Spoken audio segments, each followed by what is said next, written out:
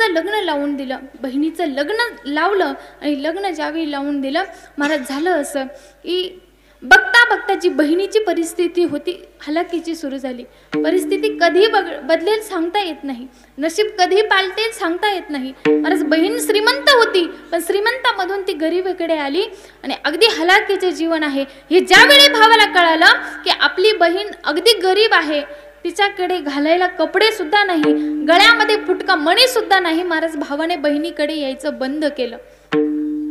बघता बघता 10, 12, 15 वर्ष लोटून गेले तरी सुद्धा भाऊ बहिणीच्या घरी गेला नाही. गावामध्ये यायचा, श्रीमंत लोकांना भेटायचा, प्रतिष्ठित माणसांना भेटायचा, पण बहिणीकडे जात नसायचा. का? बहिणीला घालायला कपडे नाही, राहायला घर नाही, गळ्यामध्ये फुटका मणी नाही, आज लेकरा बाळाला घालायला कपडे नाही.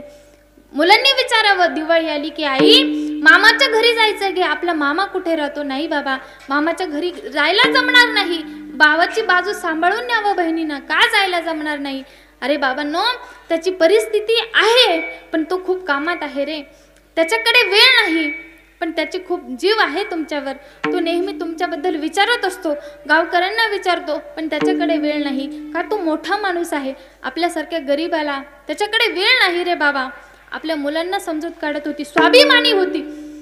शेजारी ज्यावेळी भाऊ येऊन जायचा त्या बाईकडे जायची आणि तिला जाऊन आपल्या भावाची खुशाली विचारायची. बघता बघता अनेक दिवस लोटले. अनेक दिवस लोटल्याच्या नंतर एक दिवसाचा प्रसंग आहे. भावाच्या मुलीचं लग्न ठरलं आणि लग्न ठरल्याच्या नंतर आणि तो जो भाऊ आहे त्या गावामध्ये जी काही प्रतिष्ठित माणसं आहे, जी काही श्रीमंत माणसं आहे, त्यांना पत्रिका त्यांनी दिल्याच्या नंतर महाराज त्यामधली एक जण, तिला सर्व परिस्थिती माहिती होती, तिची मैत्रीण तिच्या घरी गेली, आपल्या नवऱ्याचं नाव खोडलं आणि तिच्या नवऱ्याचं नाव टाकलं, गेली तिच्याकडे आणि सांगितलं, हे बघ तुझ्या भावाने पत्रिका दिलेली आहे, तुझ्या भाचीचं लग्न आहे, तुला जावं लागतं. मला ज्यावेळी पत्रिका पाहिली हात थरथर कापू लागले. अरे माझं लग्न झालं तेव्हा पहिलीला जात होती, अगदी लहानशीक होती, आज लग्नाजोगती झाली, किती मोठी झाली असेल भाची, तिच्यासाठी मी देवाकडे नवस केले होते की देवा माझ्यासारखी एक लेक माझ्या भावालाही होऊ दे. आज ती लग्नाला आली पण भावाने बहिणीच्या दारामध्ये डुंकून सुद्धा बघितलं नाही किंवा आमंत्रणही लग्नाचं दिलं नाही. पण बहिणीला इतका स्वाभिमान, अभिमान, गर्व त्या भावाचा, काही झालं तरी मला माझ्या भाचीच्या लग्नाला खोडलेलं नाव अगदी दिसत होतं, खोडलेलं नाव खोडून आपल्या नवऱ्याचं नाव टाकलेलं आहे. पण कुठेतरी हे संबंध जे आहे हे हिला टिकवायचे होते, कुठेतरी संबंध जोडायचे होते, म्हणून पुन्हा निघाली, नवऱ्याकडे गेली. अहो बघा माझ्या भाचीचं लग्न आहे, भावाने पत्रिका पाठवली आहे, तुम्हाला पण आमंत्रण आहे. भावाने मेहुण्याने पत्रिका बघितली आणि पत्रिका बघितल्यावर त्याने सांगितलं, बाई जाऊ नको. का? जरी पत्रिका आली असली तरी त्याला आपल्या गरिबीची लाज वाटते, तुला जाता कामा नाही, तू जाऊ नको, मीही येणार नाही. का? तू तुझा अपमान केल्याशिवाय राहणार नाही. पण बहिणीने ऐकलं नाही आणि मग मात्र नवऱ्याने सांगितलं, माझं ऐक, जाऊ नको. नवऱ्याला हट्ट केला, काही झालं तरी तुम्हाला यावं लागेल. नवऱ्याने सांगितलं, काही झालं तरी मी येणार नाही, तुला जायचं असेल तर तुझा. 2 मुलांना सोबत घेतलं, फाटकी साडी अंगावर आहे, बसमध्ये बसली आणि आपल्या माहेराच्या दिशेने निघाली. आज कित्येक वर्ष झाली, गेली 15 वर्ष बहिणीने आपलं माहेर सुद्धा बघितलं नव्हतं. का? आपल्या भावाला आपली लाज वाटते, मग त्याला लाज वाटते ना, तर त्याच्या स्वाभिमानासाठी, त्याच्या अभिमानासाठी आपण त्याच्या दारात जायचं नाही. पण आज माझ्या भाचीचं लग्न आहे आणि तिला आशीर्वाद देण्याकरता मी जाणार आहे. सत्य घडलेली परिस्थिती आहे. ज्यावेळी बसमधून खाली उतरली, गावातील 4-2 बायका बसलेल्या होत्या. आलीस बाई, मुलीला आशीर्वाद देऊन जा, खूप दिवसांनी दिसलीस. मुलांच्या तोंडावरून हात फिरवला, कारण सर्व परिस्थिती त्यांना माहिती होती. लग्नाच्या मंडपाजवळ गेली. मंडपाजवळ गेल्याच्या नंतर भाऊजाईंनी बघितलं. गेल्याच्या नंतर पटकन ननंदेच्या पाया पडली आणि आतमध्ये नेलं, नवी साडी नेसवली, मुलांना खायला खाऊ दिला. पण ज्यावेळी भावाने बघितलं, एका कोपऱ्यात घेतलं आणि आरडायला लागला बहिणीला, तुला कोणी आमंत्रण दिलं? इथे बघ सगळे त्या मंडपामध्ये प्रतिष्ठित माणसं बसलेली आहे, श्रीमंत माणसं बसलेली आहे, तू कशाला आलीस? तुला आमंत्रण दिलं नव्हतं, बिना आमंत्रणाची यायची गरज काय होती? आज सगळ्यामध्ये फाटके तुटकीची फक्त तूच दिसत आहे. तुला इथे राहण्याचा अधिकार नाही. बहिणीने हात जोडले, दादा फक्त भाचीला आशीर्वाद देईन आणि मी माझ्या माघारी पावलांनी निघून जाईल. आता माघारी निघून जाऊ नको, कुणीही म्हणेल. भावाने बहिणीला पाठवून दिलं. मग आता दादा मी एका कोपऱ्यात बसून राहते. कोपऱ्यात बसायचीही गरज नाही. हाताला धरलं आणि ओढत ओढत गोठ्यामध्ये नेलं, बंद करून ठेवलं. महाराज बघता बघता संध्याकाळ झाली. मुलं रडायला लागली. आई तू म्हणत होती ना मामा असा आहे. कोण बोलत होता ग तो ओरडून तुला? कोण होता तो? पण आईने सांगितलं नाही की तो तुमचा मामा होता म्हणून. का? बहिणीला स्वाभिमान होता, अभिमान होता आपल्या भावाचा. चुकून सुद्धा कळू दिलं नाही की तो आपला भाऊ आहे म्हणून. भूक लागली होती मुलांना. आई भूक लागली ग. ऊस पडलेला होता जवळ. बाहेर लग्न लागत आहे ना. आतमध्ये गोठ्यामध्ये पोरांनी ऊस खाल्ला. महाराज बघता बघता संध्याकाळ झाली आणि भाऊजाईने गोठ्याचं दार उघडलं. पाया पडली बहीण. वहिनी आता चुकून सुद्धा मी दादाच्या दारामध्ये येणार नाही आणि निघाली, आपल्या घरी गेली. महाराज इतके काबड कष्ट केले. लोकांची धुणं धुतली, भांडी घासली, लोकांच्या शेतामध्ये काम केलं. मुलांनीही मनावर घेतलं. अगदी जिद्दीने चिकाटीने अभ्यास केला. महाराज दोन्ही मुलं पुढे क्लास 1 अधिकारी झाले. आणि ज्यावेळी ते अधिकारी झाले मग मात्र मामाचे फोनवर फोन, एकदा तरी जेवायला घरी या. मग काय, जेवायला घरी बोलवल्याच्या नंतर बसायला पाठ, ताटाला ताट, ताटाला पाठ. महाराज अगदी त्यांचा थाट सुरू झाला. पण बहिणीने सांगितलं, दादा हे सगळं जे तू काही करतोय ना हे आमच्यासाठी नाही, आमच्या गळ्यामध्ये असलेल्या सोन्यासाठी, हातामध्ये असलेल्या सोन्यासाठी हे सगळं आहे, आमच्यासाठी काही नाही. महाराज आपण फक्त म्हणतो तिळगुळ घ्या आणि गोडगोड बोला. महाराज इथे संपत नाही. आपल्यामधला जो आपलेपणा आहे, भाऊ असेल, बहीण असेल, सासू असेल, सून असेल, हा टिकवून ठेवा. यालाच खरं म्हणायचं मकर संक्रांती. विठ्ठल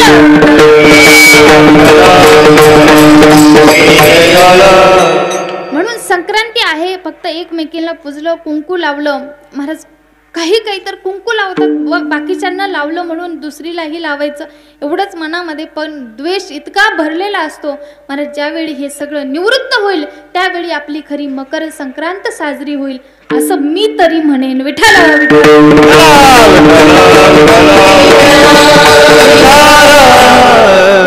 आपलेपणा मला तरी वाटतं हा कुठेतरी टिकला पाहिजे. आपली आई असेल, भाऊ असेल, बहीण असेल, मित्र असेल, मैत्रीण असेल, शेजारी असेल, महाराज कुणीही असो, प्रत्येकाबद्दल हा आपलेपणा टिकवून ठेवा. आपली मकर संक्रांत तेव्हाच साजरी होणार आहे. विठ्ठल महाराज म्हणतात. आणि हे सगळं कशामध्ये आहे, हे सगळं कशामध्ये टिकवता येतं, तर हे फक्त या मनुष्य देहामध्येच टिकवता येतं. आपलेपणा, आपुलकी, नातेसंबंध कशामध्ये जोपावता येतात, तर या मनुष्य देहामध्ये जोपासता येतात. मग हा अनमोल अशा किमतीचा मनुष्य देह आम्हाला लाभलेला आहे. किती अनमोल अशा किमतीचा आहे. महाराज म्हणतात, पावला हा देह का कटाळी न्याय, न घडो उपाय घडो आले. जसा कावळ्याच्या टाळीमध्ये, आंधळ्याच्या टाळीमध्ये कावळा यावा, अगदी त्याप्रमाणे आम्हाला हा देह मिळालेला आहे. अगदी छोटंसं उदाहरण मी तुम्हाला सांगेल. जसं की एका राज्यामध्ये राजाला काहीतरी आजार झाला, तसा आजार दूर करायचा म्हणून वैद्याने एक उपचार सांगितला. उपचार असा सांगितला की उपचारासाठी यांना एक कावळ्याची गरज आहे. आता कावळा पकडणं खूप अवघड आहे. कोण पकडेल हो कावळा? कावळा कुणाच्या हातात येऊ शकतो का?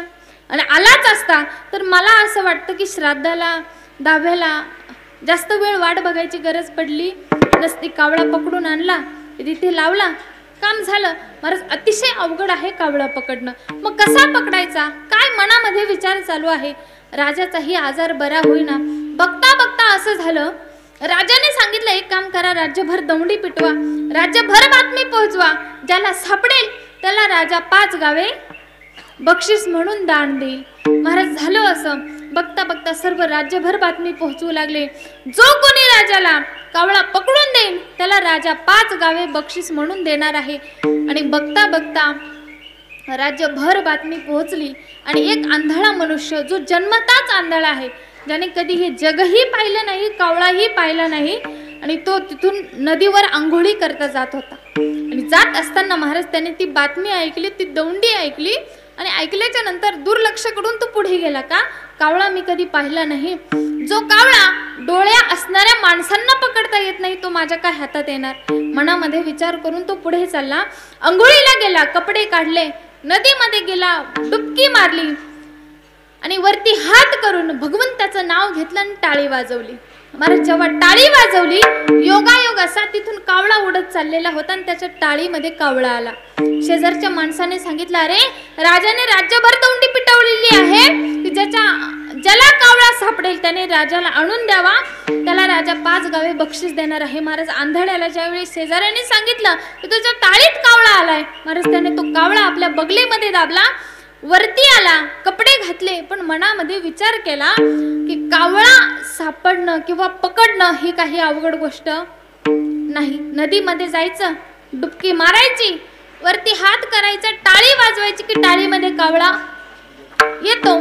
कावळा पकडणं काही अवघड नाही. आणि जर एका कावळ्याचे राजा जर 5 गावे बक्षीस देत असेल, तर मी जर असे 10-12 कावळे पकडले तर राजा अर्ध राज्य नक्की देईल. मग महाराज मनामध्ये विचार केला, नदीमध्ये गेला, तो बगलेमधला कावळा बगलेतच ठेवला, नदीमध्ये डुबकी मारली आणि हात वरती केला. जो बगलेतला कावळा होता तो उडून गेला. महाराज आता याने किती टाळ्या वाजवल्यावर याच्या हातात कावळा येईल का? महाराज अगदी त्याचप्रमाणे हा जो नरदेह आहे अगदी सहजच तुमच्या आमच्या टाळीमध्ये आलेला आहे.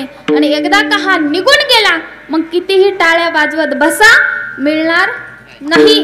मग जो मिळालेला देह आहे याचा काहीतरी उपयोग झाला पाहिजे, कारण तुमच्यासारखे आमच्यासारखे कित्येक आले आणि कित्येक जन्माला येऊन गेले, महाराज काही साध्य झालं नाही. महाराज म्हणतात, आजा मेला पंजा मेला बाप बसनागे, आजा मेला पंजा मेला बाप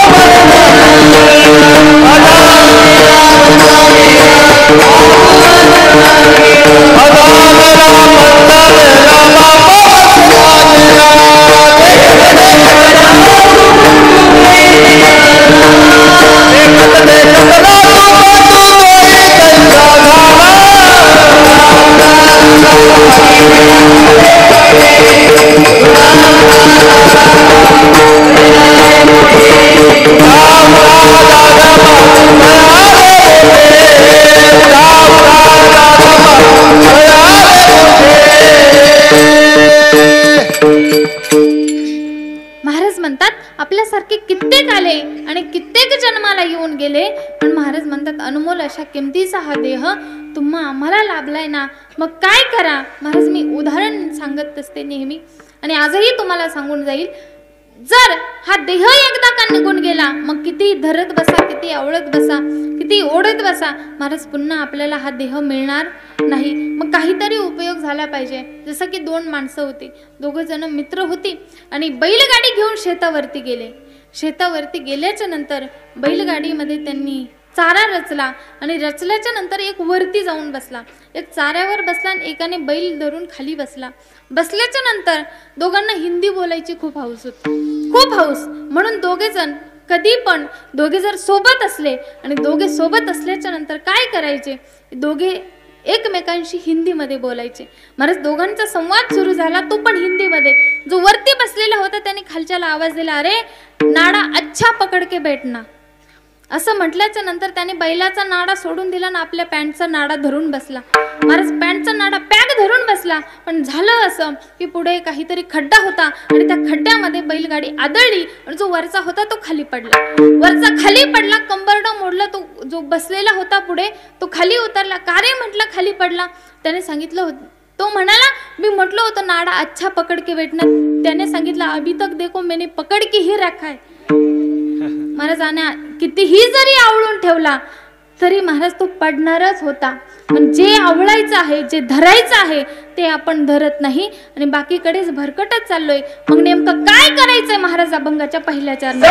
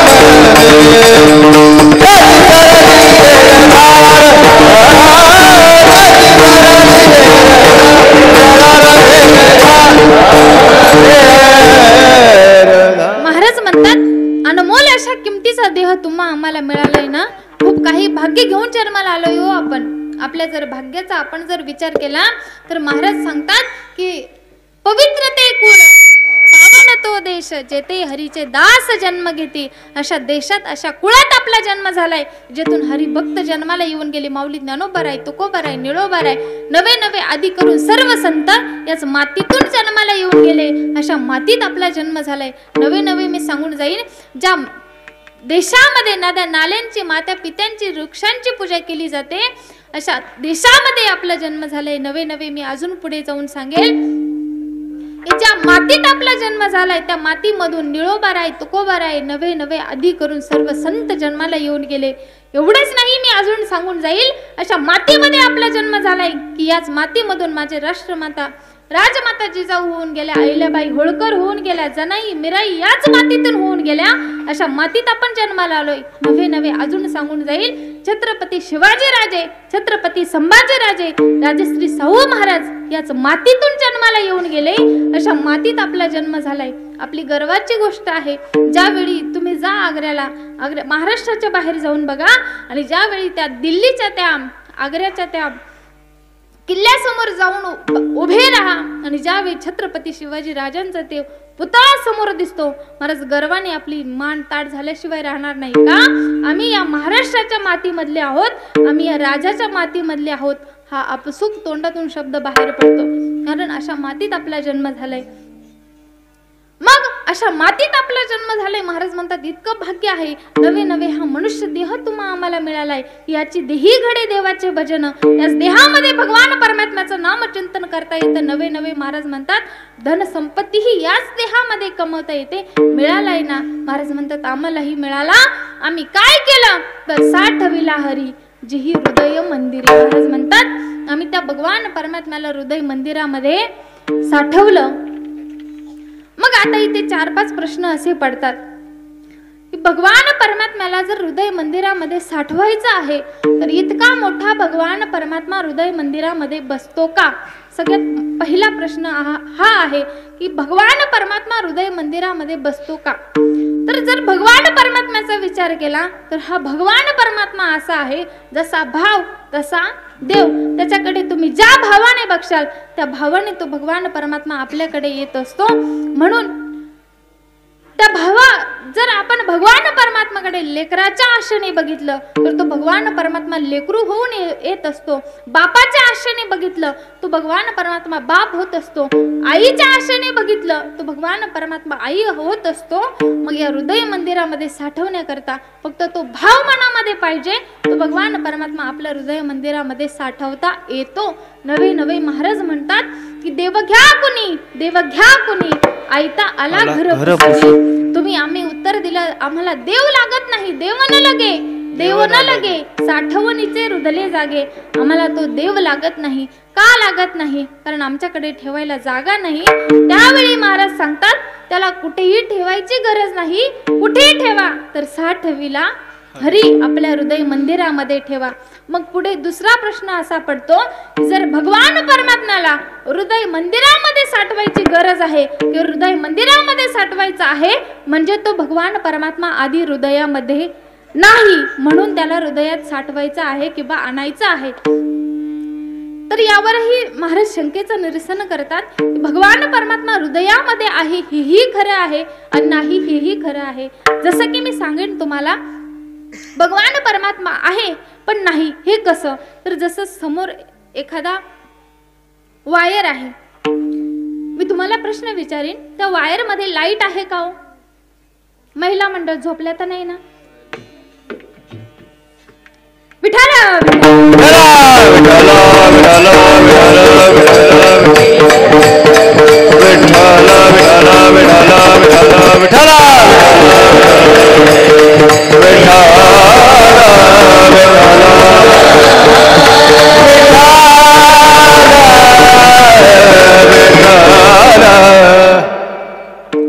बोलणं माझं थोडं फास्ट आहे, कळतं ना तुम्हाला?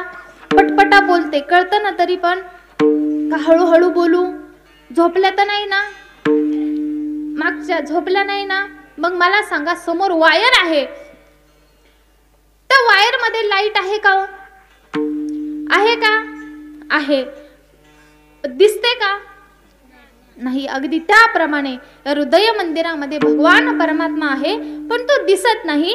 पण त्याला आपल्याला जागृत करायचं आहे. कसं? तर महाराज अगदी सोपे सोपे मार्ग तुम्हा आम्हाला सांगतात. न लगती सायास जावे वनांतरा, सुखे येतो घरा नारायण. सोपे सोपे मार्ग सांगतात. असोनी संसारी जीवे वेगो करी, वेदशास्त्र उभारी बाह्य सदा, किंवा कामामध्ये काम काही म्हणा राम राम. अगदी सोपे सोपे उपाय सांगतात. कसं आणायचं त्या भगवान परमात्म्याला? अगदी सोपे, म्हणजे आहे हेही खरं आहे आणि नाही हेही खरं आहे. महाराज त्या भगवान परमात्म्याला आपल्या हृदय मंदिरामध्ये आहे, पण तो आपल्याला जागृत करायचा आहे. जसं महाराज म्हणतात, तुझं आहे तुझं पासी, परी तू जागा चुकलासी. थोडक्यात मी उदाहरण सांगेन. जसं आजीच्या नाकामध्ये फार मोठी नथ आहे. आजीच्या नाकामध्ये फार मोठी नथ आहे. संक्रांतीचा दिवस आहे. अगदी नटून थटून त्यांनी नाकामध्ये नथ घातली. पण महाराज संध्याकाळची वेळ ओवसण्यासाठी त्या मंदिरामध्ये गेल्याच्या नंतर झालं असं, त्यांची नथ हरवली. इकडे तिकडे शोधू लागल्या. शांताबाईला विचारलं, कांताबाईला विचारलं, शेवंताला विचारलं, सकूला विचारलं, बकूला विचारलं, ठकूला विचारलं, सोयऱ्याला विचारलं. महाराज सगळ्यांना, गल्लीतल्या सगळ्या गावभर अख्ख्या मकरणपूर मध्ये फिरल्या, पण कुणीही तिला सांगायला तयार नाही. महाराज आजीची नथ सापडाना. आजी तोंड स्वतःच्याच तोंडामध्ये मारून घ्यायला लागल्या. आता जर घरी गेलं तर सासू मला घरामध्ये तोंड घालून देणार नाही. नथ हरवली. मग एक आजी काठी टेकत चाललेल्या होत्या. सांगितलं, मी तुझी नथ कुठे आहे सांगते. महाराज कुठे आहे नथ विचारलं तिनं. सांगावं आजीबाई कुठे आहे नथ, मला सासू घरात घेणार नाही. नवरा माझा तोंड हाणायला मागं पुढे बघणार नाही. कुठे आहे माझी नथ सांगा. सांगितलं आजीबाईने, आरशामध्ये जा आणि स्वतःच निरीक्षण कर. आरशामध्ये बघितलं आणि स्वतःचं निरीक्षण करू लागल्या. स्वतःच्याच पदरामध्ये नथ त्यांना सापडली. महाराज तुझं आहे तुझं पासी, परी तू जागा चुकत. आपल्याकडेच आहे, आपल्याच हृदयामध्ये आहे, पण तो आपल्याला माहिती नाही. मग तो जागृत करायचा कसा? मग प्रत्येक कामामध्ये त्याचं नाम घे. चला, हरी बोला बैसता, हरी बोला उठता, हरी बोला बैसता.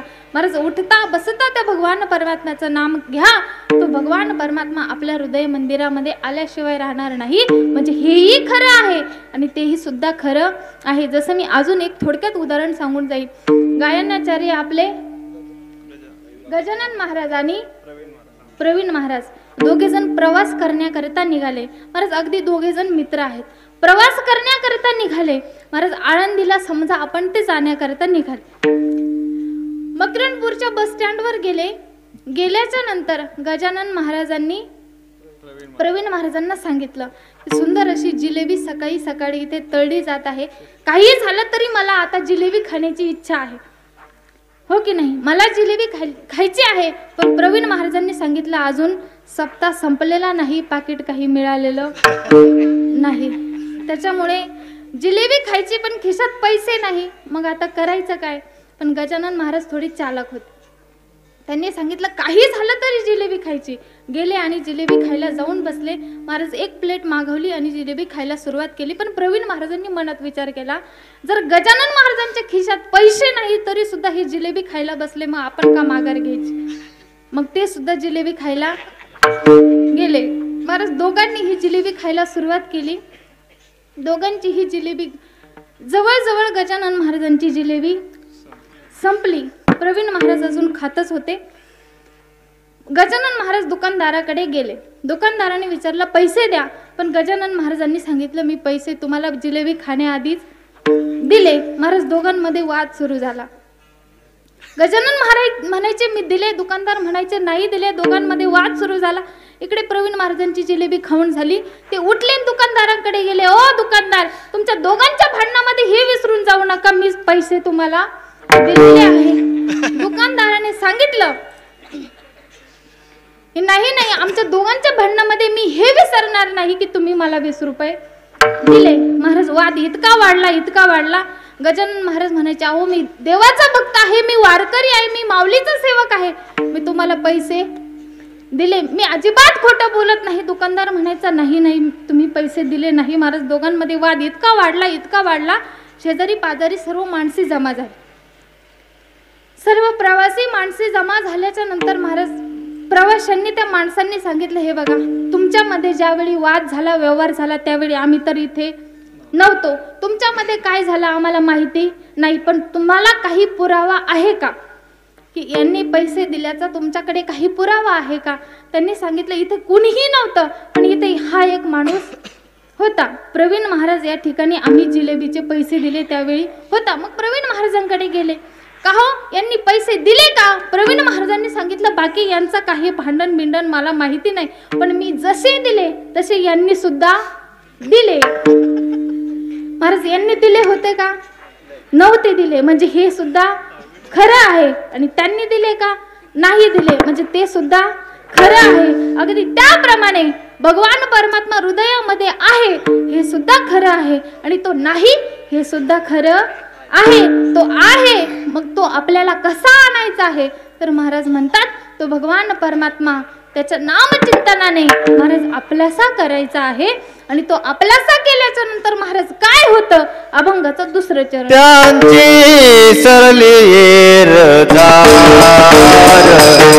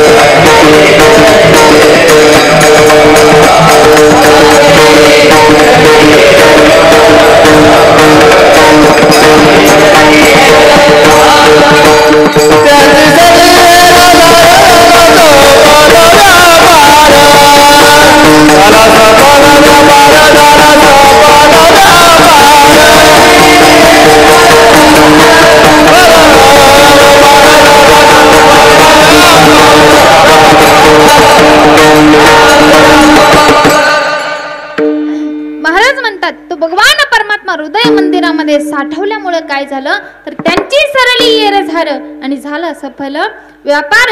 महाराज जो हा व्यापार आहे ना, हा व्यापार सुखमूळ झाला. कोणता व्यापार तर महाराज हा पुन्हा पुन्हा जन्माला येणं, पुन्हा पुन्हा मरणं, हा जो व्यापार आहे हा व्यापार महाराज सफल झाला असं म्हणतात. कोणता व्यापार म्हणतात महिला मंडळ? कोणता व्यापार? संसार नाही, व्यापार म्हणतात. कोणता व्यापार? जो पुन्हा पुन्हा जन्माला येणं, पुन्हा पुन्हा मरणं. महाराज 84 लक्ष योनी फिरून आपण हा मनुष्य देह धारण केलेला आहे. तुम्हा आम्हाला हा मनुष्य देह, किडे असेल, सरपटणारे प्राणी असेल, उडणारे प्राणी असेल, पक्षी प्राणी, अगदी सगळ्या देहामधून, मुंगी असेल, मासे असतील, अगदी सर्व देहामधून आपण हा मनुष्य देह आपल्याला तुम्हा आम्हाला मिळालेला आहे. मग महाराज म्हणतात ह्या देह मिळाल्याच्या नंतर ज्यांनी ज्यांनी त्या भगवान परमात्म्याला हृदय मंदिरामध्ये साठवलं, महाराज म्हणतात त्यांची ही एरझार संपली आणि हा जो व्यापार आहे हा व्यापार सफल झाला. कारण हा व्यापार करत असताना महाराज म्हणतात खूप ठोकरा खाव्या लागतात. कारण आपण हा जरी व्यावहारिक व्यापार जर बघितला, हा संसारातला व्यापार जरी बघितला, तर या व्यापारामध्ये लहानचं जर मोठं व्हायचं असेल, अगदी शून्यातून जर उभा करायचं असेल, तर महाराज खूप ठोकरा खाव्या लागतात. खूप ठोकरा खात खात अगदी दुःखामधून महाराज आपण म्हणतो ना की आम्ही जे उभं केलं त्याकरता आम्हाला खूप कष्ट, अपमान, यातना सहन कराव्या लागल्या. नवे मी तुम्हाला सांगेल, माऊली ज्ञानोबरायांचं उदाहरण सांगेन. आपण आज ज्या माऊली ज्ञानोबरायांना डोक्यावर घेऊन नाचत आहोत, त्या माऊली ज्ञानोबरायांनी आधी कष्ट, अपमान, यातना सहन केल्या. मग कुठेतरी गेले 700 वर्षापासून आपण माऊली ज्ञानोबरायांना डोक्यावर घेऊन नाचतोय. हे त्यांना सहजासहजी प्राप्त झालं नाही. किंवा हा व्यापार हा काही सुखमूळ नाही. महाराज आपण नाव घेत असतो तुकोबारायांचं. आज गेले 700 वर्षापासून आपण जर घरामध्ये बघितलं आणि जर एखाद्या नातवाने गाणं लावलं तर आजी जी म्हातारी आजी आहे, अगदी 80 वर्षाची आजी आहे, ती आजी आपल्या नातवाला म्हणते काय रे सारखं झिंगझिंग झिंगाट झिंगझिंग झिंगाट बंद करते. ऐकून ऐकून कंटाळा आला. अगदी 2 महिने जरी ते गाणं सारखं लावलं तरी सुद्धा 80 वर्षाची म्हातारी म्हणते की ऐकून ऐकून कंटाळा आला. पण जर आज तुकोबारायांचे, माऊली ज्ञानोबारायांचे, निळोबारायांचे, संतांचे अभंग जर गायला सुरुवात केली तर महाराज दिवसेंदिवस त्यांचा गोडवा वाढत चाललाय, पण कमी होत नाही.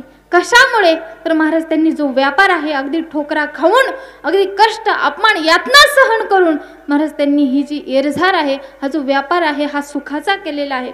अगदी कष्ट अपमान यातना सहन कराव्या लागल्या, सर्व जगाच्या ठोकरा खाव्या लागल्या, लाता खाव्या लागल्या. माऊली ज्ञानोबा ज्यावेळी भिक्षा मागण्याकरता जायचे, कुणी यावा आणि जर थोडीफार भिक्षा जर कुणी दिलेली असेल तर त्यामध्ये माती कालवावी. एक तर कुणी वाढतच नव्हतं, पण वाढलं जरी तर त्यात माती कालवावी. महाराज इतकं आयुष्य माऊली ज्ञानोबा यांनी खडतर आपलं जीवन जगलेलं आहे. म्हणून आपण साधारण जीवन जरी जगत असलो तर महाराज व्यापार हा काही सुखमूळ नाही. काही काहींचा व्यापार सुखमूळही असतो, जसं त्याचा प्रारब्धाचा नशिबाचा खेळ आहे. पण महाराज म्हणतात की हा व्यापार जर सुखमूळ व्हावा असं वाटत असेल तर काय करा, त्या भगवान परमात्म्याला हृदय मंदिरामध्ये साठवा. कारण महाराज काही काहींचे व्यापार खूप चतुर व्यापार असतात. खूप चतुर प्रकारे महाराज व्यावहारिक व्यापार लोक करत असतात. ते मृत्यू लोकावर या कलियुगामध्ये खूप चतुर आहेत, खूप चतुर आहेत. मी उदाहरण सांगत असते नेहमी. एक माणूस होता, उन्हाळ्याचे दिवस होते, माशांचे दिवस, जेवायला बसले की माशा गणगण गणगण करतात, हो की नाही. मग एक माणूस होता, त्याने अगदी छोट्या छोट्या पुड्या बनवल्या आणि ते विकण्याकरता त्याने बाजारात आणल्या. बाजारात आणल्याच्या नंतर महाराज व्हायचं असं की कुणी यावं, विचारावं, बाबा काय आहे या पुड्यांमध्ये. मासे मारण्याचं साधन आहे, पण इथे उघडून पाहू नका, त्याची पावर संपून जाते, पावर संपली तर मला बोलायचं नाही. मग बाबाने अगदी 50 पैशाला पुडी, आणि या कलियुगामध्ये 50, या महागाईच्या जमान्यामध्ये 50 पैशाला येतं काय हो, काही येत नाही. महाराज कित्येक कोणी 50 रुपयाच्या घ्यायच्या, कोणी 100 रुपयाच्या. महाराज अगदी माशा घोंगतात, म्हणून प्रत्येकाने ते माशा मारण्याचं साधन विकत घेतलं. एक माणूस असाच गरीब घरचा होता महाराज, त्याने काही पुड्या विकत घेतला, घरी गेला, जेवायला बसला आणि बायकोला आवाज दिला, अगं त्या बाजारच्या पिशवीमध्ये काही माशा मारण्याच्या पुड्या आहे, त्या माझ्याकडे घेऊन ये. तिथं खोलून पाहू नको, जर तिथं खोललं तर त्याची पावर संपून जाईल. महाराज जेवायला बसला, एका हातामध्ये घास घेतला आणि एका हाताने पुडी खोलली. महाराज त्याच्यात काही नव्हतं, पण काहीतरी पेनाने लिहिलेलं होतं. त्याने ते वाचलं, त्याच्यात असं लिहिलेलं होतं, एका हाताने जेवायचं आणि एका हाताने माशा. झालं माशा मारण्याचं साधन. महाराज असा काही काहींचा चतुर व्यापार असतो. महाराज म्हणतात तोच चतुरपणा जर इथे दाखवला तर भगवान परमात्म्याला जर हृदय मंदिरामध्ये साठवलं तर तो भगवान परमात्मा ही आपली एरझार संपवतो. आणि एवढंच नव्हे तर तो भगवान परमात्म्याच्या एकदा का आपण मार्गाला लागलो, एकदा का त्याचं नाव घ्यायला सुरुवात केली तर महाराज म्हणतात तो भगवान परमात्मा आपल्याकडून करून घेत असतो. मग आपल्याला करायची गरज लागत नाही, तो भगवान परमात्मा आपोआप करून घेत असतो. विठ्ठल विठ्ठल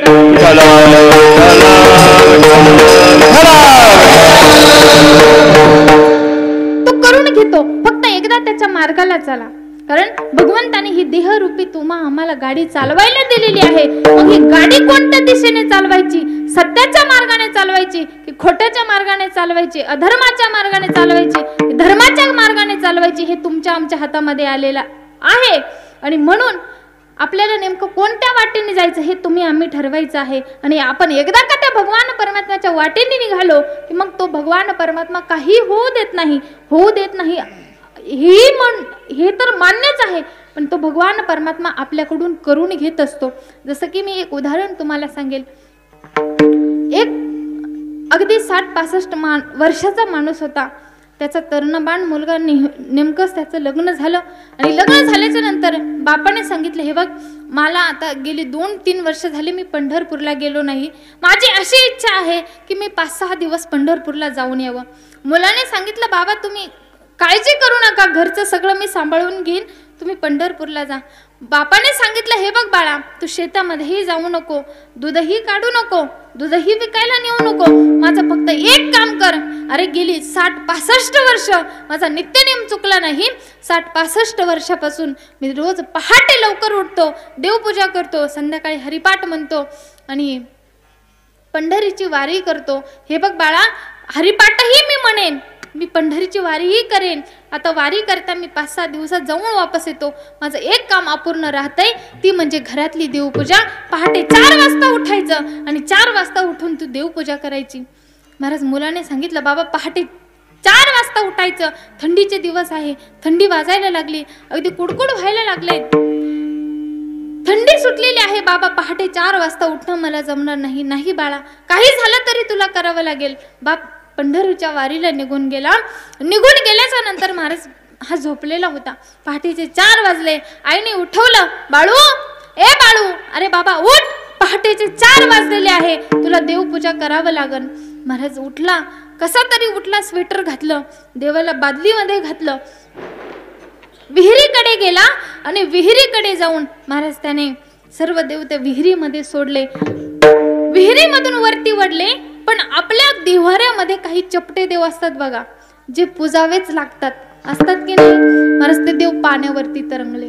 ते पाण्यावरती तरंगल्यावर याने काढण्याचा खूप प्रयत्न केला, पण ते काही बाहेर निघले नाही. घरी आला, अस्तव्यस्त देव मांडून दिले आणि देव्हाऱ्या पुढे कपाळाला हात लावून बसला. आई पळत आली, बाळा, अरे काय भानगड आहे, उदबत्ती लाव, अगरबत्ती लाव, गंध लाव, देवाला कपडे घाल, देवाला नैवेद्य दाखव, काय भानगड आहे तुझं, तर काहीच दिसत नाही. अस्तव्यस्त देव मांडले, कपडे नाही, त्यांना अगरबत्ती नाही, त्यांना गंध नाही, काय भानगड आहे. आई अगं गप्प बस. त्यांच्या मधल्या 5 देवांनी विहिरीमध्ये आत्महत्या केली, त्यांना सुतक आहे. दुःखाचा डोंगर त्यांच्यावर कोसळलेला आहे, अजिबात आवाज करू नको. महाराज तिथून सुटका केली आणि सासूरवाडीला गेला. सासूरवाडीला गेल्याच्या नंतर घरात पाय, दारात पाय, असं म्हणतात ना, नाकातला मोती ठेवी गहाण, जावयाचा ठेवी मान. महाराज अतिशय सासूला जावई प्रिय. मग जावई आला, घरात पाय, दारात पाय. बापाने सांगितलं, सासूबाईने सांगितलं, हो आताच तुमचे बाबा आले होते आणि बाबाने सांगितलं 5-6 दिवसाकरता मी पंढरपूरला चाललेलो आहोत.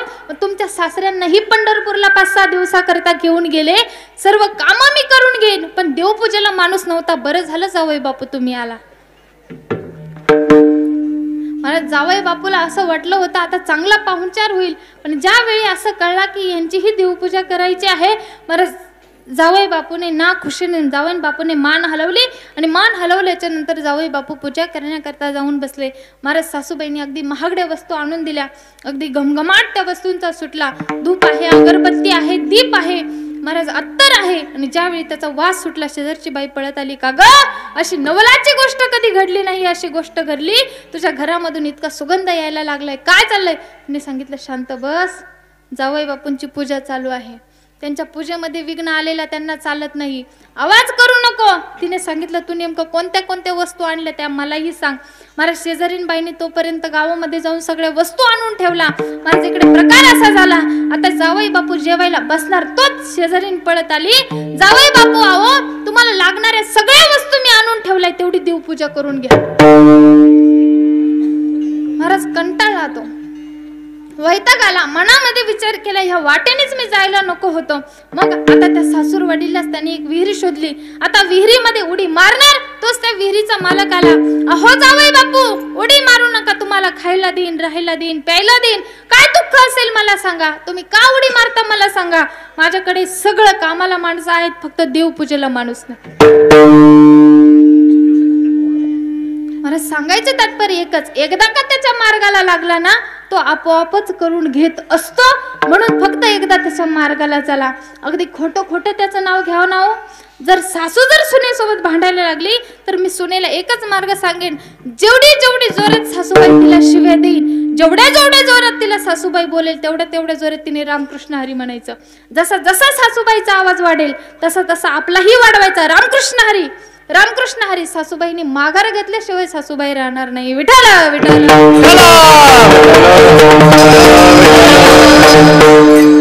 मला जेवढा आनंद या नामामध्ये आहे ना, तो कुठे नाही, कुठे नाही. अगदी कुणासोबतही भांडणं होऊ द्या, महाराज उलट शिवी द्यायची नाही, नाथबाबांचा थोडासा अनुभव आपल्या जीवनामध्ये जर उतरवला ना, नाथबाबांच्या अंगावर यवन 108 वेळा थुंकला. नाथबाबांनी वरती सुद्धा पाहिलं नाही, शेवटी तोच आला आणि त्याने नाथबाबांचे पाय धरले. महाराज यवन अंगावरी थुंकला, प्रसाद देऊनी मुक्त केला. म्हणून जर समोरची जर शिव्या देत असेल तर महाराज उलट शिव्या द्यायच्या नाही, तर काय करायचं, रामकृष्ण हरी रामकृष्ण हरी रामकृष्ण. जसा जसा आवाज वाढेल तसा तसा आपला आवाज वाढवायचा. ती आपोआप निघून जाईल, पुढे एक शब्दही बोलणार नाही. विठाल विठाल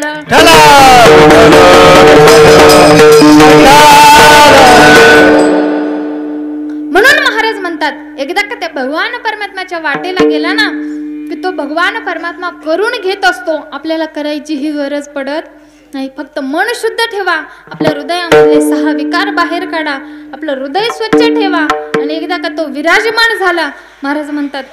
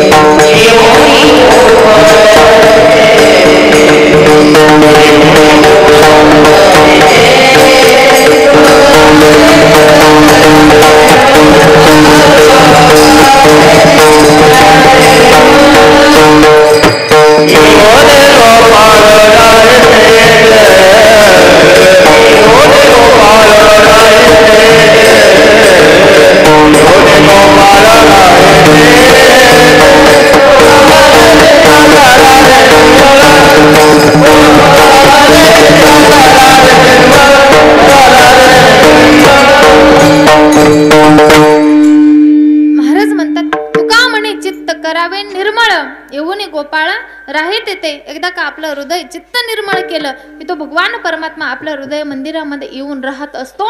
नवे नवे एक साधक तुकोबारायांकडे गेला, तुकोबारायांना विचारू लागला, तुकोबाराय तुम्ही म्हणता ते सगळं मान्य आहे, तुम्ही म्हणताय ते सगळं आम्हाला पटतंय, पण का हो तुकोबाराय, आता आलोय ना या नरदेहाला, आलोय ना या मृत्यू लोकामध्ये, आलोय ना या व्यापारामध्ये, पडलोय ना या संसारामध्ये, मग का हो तुकोबाराय या संसारामध्ये असणारी भय चिंता याचं काय करायचं. तुकोबाराय म्हणतात, एकदा का त्या भगवान परमात्म्याला हृदय मंदिरामध्ये साठवलं की मग तो भगवान परमात्मा आपल्या हातामध्ये येतो आणि एकदा का हातामध्ये आला मग भय आणि चिंता उरत नाही. अभंगाचं 3रं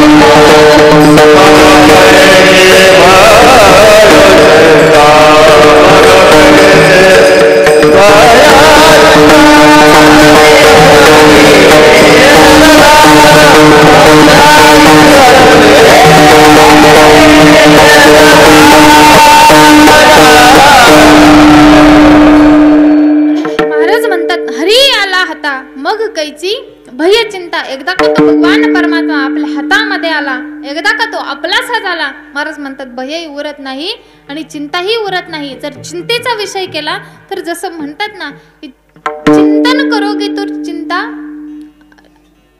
दूर हो जाएगी. जर एकदा का चिंतन करायला लागलो की चिंता आपोआपच मिटत जाते. आणि जर भयचा विचार केला तर महाराज एक सुभाषित भर्तृहरी नावाचा एक सुभाषितकार सुंदर वर्णन करतो. भोगे रोग भयम कुलजितु भयम वित्तेन रूपालाद भयम माने दैन्य भयम बलिरूपी भयम रूपे जरायात भयम. महाराज सर्व वस्तू भयान्वितम विष्णुर पदम निर्भयम.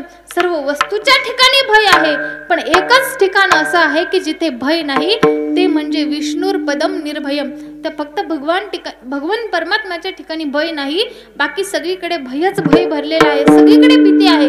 जिथे भोग आहे तिथे रोगाची भीती आहे. महाराज एखादा खूप श्रीमंत माणूस असू द्या किंवा एका खूप गडगंज श्रीमंती आहे, अगदी 7 पिढ्या बसून खातील एवढी श्रीमंती आहे आणि त्याच्या दारासमोर अरे 200-300 वारकरी समोर जेवत बसलेले होते. वारकरींनी जेवण्याकरिता जिलेबी होती, गुलाबजाम होते, बासुंदी होती, अगदी पंचपक्वान्नाचं जेवण वारकऱ्यांना जेवण्याकरता. पण ज्यावेळी मालकाने गडगंज श्रीमंती असणारा मालक ज्यावेळी त्याने त्याचं जेवणाचं ताट बोलवलं, अगदी बिना मिठाची भाजी ज्वारीची भाकरी त्याने जेवणाकरता बोलवली. एका माणसाने साधकाने विचारलं, बाबा अहो आम्हाला पंचपक्वान्नाचं जेवण आणि तुम्हाला साधी ज्वारीची भाकरी बिन मिठाची भाजी, याचं कारण काय? त्यावेळी त्या माणसाने सांगितलं, डॉक्टरांनी मला असं सांगितलंय की जर तुम्हाला मरेपर्यंत जर जगायचं असेल तर एकदा सुद्धा गुलाबजामुनकडे पाहायचं नाही आणि एकदा का त्याच्याकडे पाहिलं तर असं समजा की मग तुमचा विषय संपला. महाराज म्हणून जिथे भोग आहे तिथे रोगाची भीती आहे. जिथे कुलवान माणूस आहे त्याला कुलपतनाची भीती आहे. जिथे सौंदर्यवान स्त्री किंवा पुरुष आहे त्याला रूपे जरायत रूपाला कुठेतरी डाग लागण्याची भीती आहे. एवढंच नाही, एखादा जर पहिलवान माणूस आहे त्याला त्याचा जोडी दुसरा येऊ नये याची भीती आहे. नवे महाराज असं म्हणतात, एखादा शास्त्रकार असेल तर त्याला अशिक्षित अडाणी माणूस भेटण्याची भीती आहे. जसं की एक शास्त्रकार होता, खूप शिकला, खूप त्याने प्रगती केली, खूप ग्रंथांचा अभ्यास केला, पण मनामध्ये त्याने विचार केला, एवढ्या ग्रंथांचा मी अभ्यास केलाय, या ग्रंथांचा अभ्यास करून माझा काहीतरी उपयोग झाला पाहिजे, या जगाला माझं ज्ञान कळायला पाहिजे की मी किती अभ्यास केलाय. मग आता काय करावं? त्याने ते सर्व जे ग्रंथ होती ते एका बैलगाडीमध्ये घातली आणि समोर एक कंदील लावला, कंदील पेटवला आणि महाराज गावोगावी मधून तो फिरू लागला. आणि फिरत असताना महाराज कुणी येऊन त्याला विचारावं, बाबा दिवसा ढवळ्या समोर कंदील लावलेला आहे, मागे इतके सारे ग्रंथ ठेवलेले आहे, हा काय प्रकार आहे?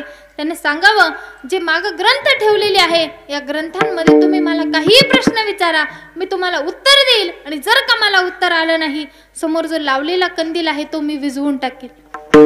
महाराज गावोगावमधून फिरत होता आणि फिरत असताना महाराज असा मकरनपूर सारख्या छोट्याशा गावामध्ये तो आल्याच्या नंतर असे एक म्हातारे आजोबा, अगदी आपल्या आजोबा सारखे वखर हाकत होते. वखर आजोबा, वखर माहितीये ना, वखर हाकत होते. बाबांनी पाहिलेला आहे, तुम्ही पाहिलाय वखर?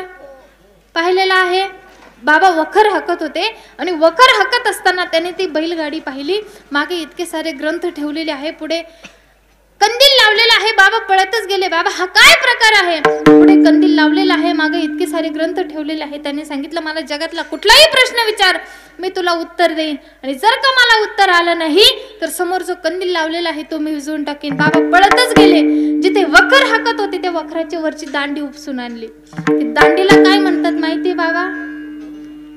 तो त्या शास्त्रकाराकडे गेला, शास्त्रकाराकडे गेल्याच्या नंतर विचारला, ही वक्राच्या वरची दांडी आहे, याला काय म्हणतात? महाराज शास्त्रकाराने आता कधी वखर पाहिलं नाही, कधी ती दांडी पाहिली नाही, आता हा काय उत्तर देणार? त्याने सांगितलं, दुसरा प्रश्न विचार. ठीक आहे बाबा, मी दुसरा प्रश्न विचारतो, माझ्या हातामध्ये ही जी दांडी आहे याला काय म्हणतात तुला माहिती? जेवले ना?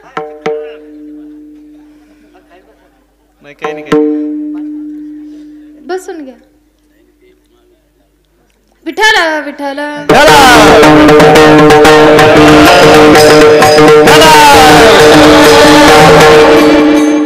माझ्या हातामध्ये जी दांडी आहे याला काय म्हणतात तुला माहिती नाही? मग ही जी दांडी आहे तुला जर मी मारली तर तुला कुठे कुठे लागेल? महाराज असं म्हटल्याच्या नंतर आता त्या शास्त्रकाराने विचार केला, ही जी दांडी आहे मी जर म्हणलो पायावर लागेल तर हा डोक्यात मारेल, मी जर म्हणलो डोक्यावर लागेल तर हा पाठीत मारील, मी जर म्हणलो पाठीत लागेल तर हा हातावर मारील. आता याला नेमकं काय उत्तर द्यावं? महाराज डोक्याला हात लावला आणि त्याने कंदील विझवला आणि सांगितलं, हे बघा बाबा, मला काही तुमच्या प्रश्नाची उत्तरं येत नाही. मी कंदील विझवला, पण आता मला सांगा तुमच्या प्रश्नाची उत्तरं काय? त्याने सांगितलं, बाबा, ही जी माझ्या हातात दांडी आहे ही वखराच्या वरची दांडी आहे, याला रुमणं म्हणतात, रुमणं. आणि हे रुमणं तुला जिथं जिथं मारील तिथं तिथं लागेल, म्हणून शास्त्रकाराला सुद्धा भीती आहे. असं रुमणं कुठं भेटेल सांगता येत? विठ्ठल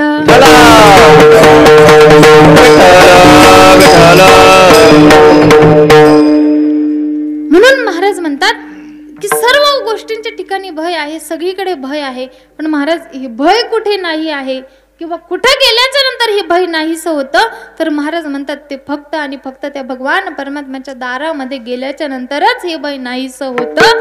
कारण जसं भर्तृहरी म्हणतात की विष्णुपदम निर्भयम, सर्व वस्तूच्या ठिकाणी भय आहे, फक्त त्या भगवान परमात्म्याजवळच नाही.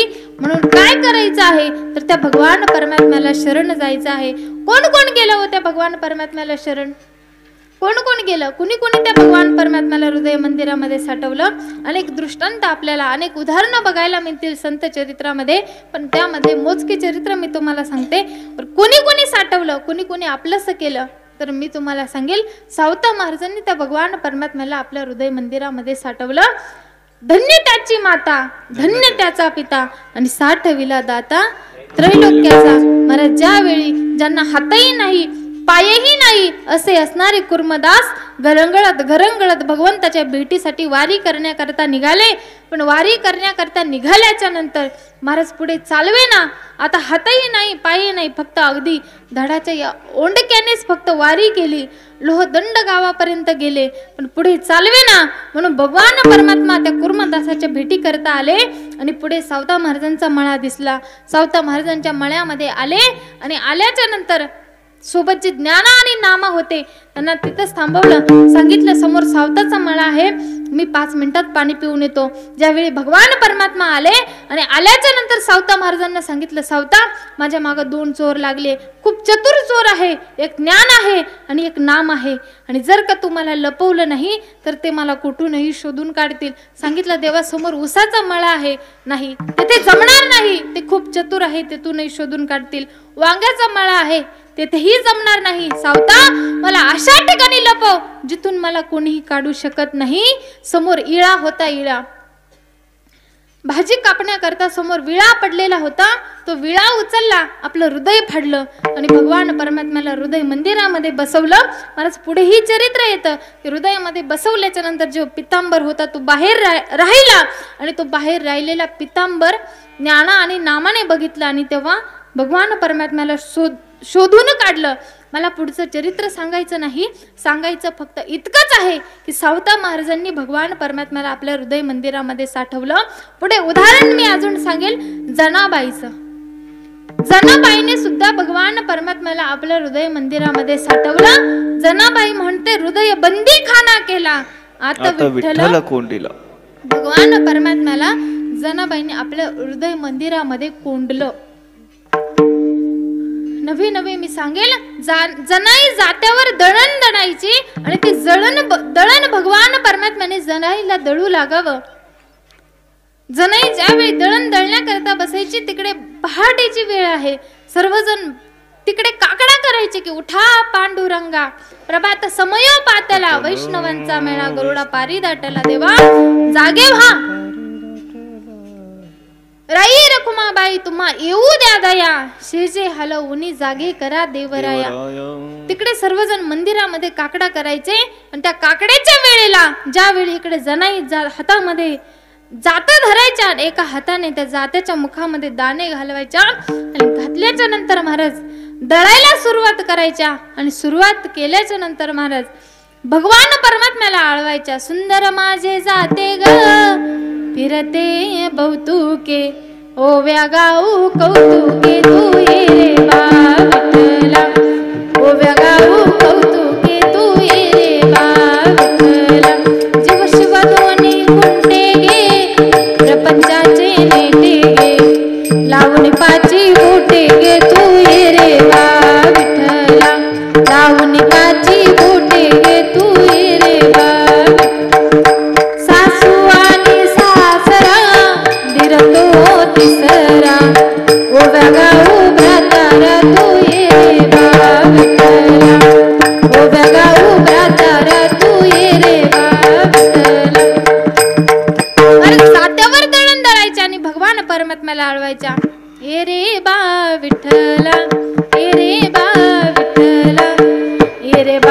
विठ्ठला तू ये रे बा विठ्ठला. महाराज तिकडे चालू असलेला काकडा सोडून माझा भगवान परमात्माने जनाईला दिलेल्या हाकेसाठी धावून यायचे आणि जनाईला जातेवर दळण दळू लागायचे. अगदी हाताला फोड यायचे. हाताला आलेले फोड जनाई पाहायची आणि म्हणायचे, देवा आता तरी सोडून दे रे देवा, आता तरी तू उखळ सोडून दे देवा. कुटू लागायचे. ज्यावेळी भगवान परमात्मा धान्य, जनाई म्हणायची, देवा आता उखळ सोडून दे, तुझ्या हाताला फोड आले. महाराज जनाईचे भगवान परमात्म्याला आळवायची आणि ते आळवलेल्या करुण रसामध्ये भगवान परमात्मा सर्व काम जनाईला करू लागायचे. झाड लोट करी जनी केर भरी चक्रपाणी, पाटी घेऊन या शिरी नेऊन या टाके दुरी. महाराज डोक्यावर पाटी घ्यावी आणि ते दूर नेऊन टाकावं. महाराज एवढा अधिकार जनाईने प्राप्त करून घेतला. कशामुळे? हृदय बंदी खाना केला आणि आत विठ्ठल कोंडीला. भगवान परमात्म्याला हृदय मंदिरामध्ये कोंडवलं आणि त्यामुळे भगवान परमात्म्याला हृदय मंदिरामध्ये साठवलं आणि त्यामुळे काय झालं तर तो भगवान परमात्मा आपलासा झाला. भय चिंता नाहीशी झाली. अजून मी तुम्हाला उदाहरण सांगेल की हनुमंतरायांनी सुद्धा भगवान परमात्म्याला आपल्या हृदय मंदिरामध्ये साठवलेलं आहे. ज्यावेळी रामराज्याभिषेक झाला, महाराज आपण सुद्धा भाग्यवान आहोत. विठ्ठल विठ्ठल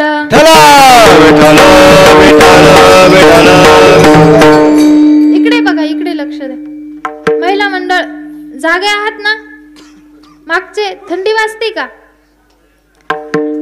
थंडी वाजते का? नाही ना? आजीबाई नाही ना? इकडे लक्ष द्या मग. विठ्ठल विठ्ठल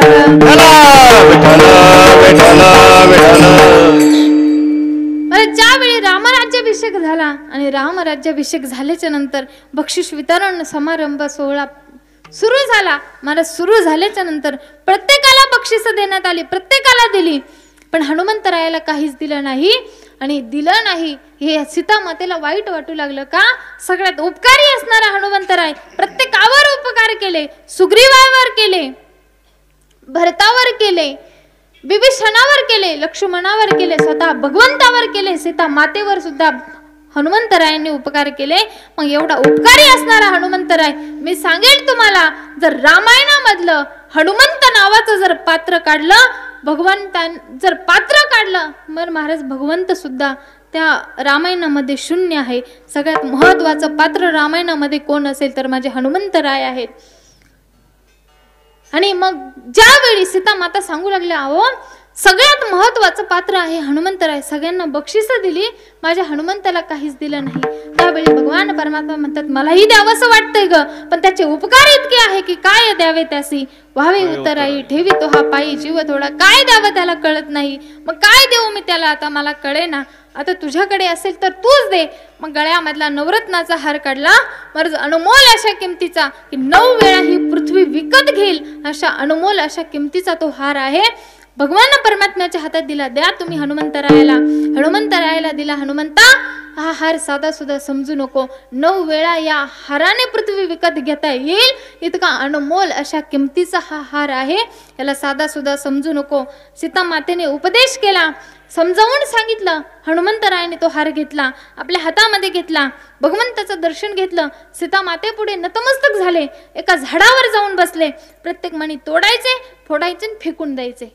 महाराज प्रकार असा झाला, सीतामाईने बघितलं की हनुमंतराय मी इतका अनमोल अशा किमतीचा हार हनुमंतरायाला भेट म्हणून दिला. हनुमंतरायाला त्याचा काही महाराज काही वाटत नाही.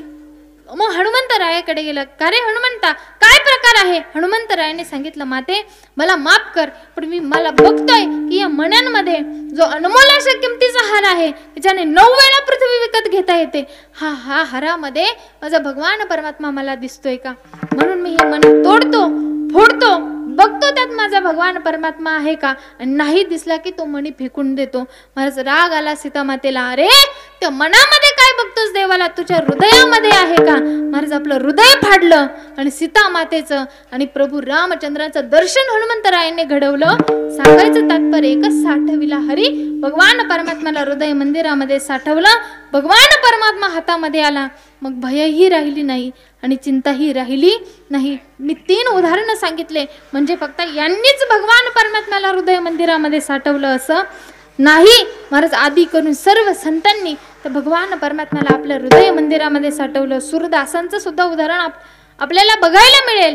तुम्ही संत चरित्र वाचत चला, फक्त इथं ऐकायचं आणि ऐकून सोडून द्यायचं, एवढ्यावरच थांबायचं नाही. जर का तो भगवान परमात्मा आपलासा करायचा असेल तर घरी जेवढा वेळ मिळेल, नाही आपल्याला वाचता येत, नाही वेळ मिळत तर त्याचं नामचिंतन करत चला.